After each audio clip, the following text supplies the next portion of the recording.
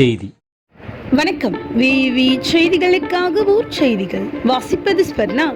ஷோலிங்கர் அருகே நந்திமங்கலம் கூட்டு சாலையில் இருந்து நந்திமங்கலம் ராமபுரம் வரை செல்லும் தார் சாலை சுமார் 6 ஆண்டுகளுக்கு மேலாகியும் இதுவரை சீரமைக்காததால் பொதுமக்கள் சாலையை சீரமைக்க கோரிக்கை.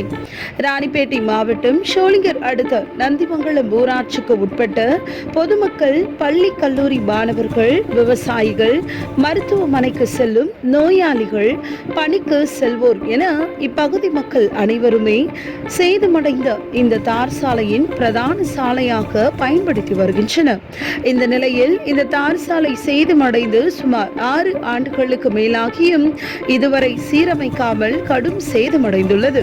மேலும் மழை காரணமாக சாலையில் மழைநீர் தேங்கி சேரும் சகதியுமாக மாறியுள்ளது.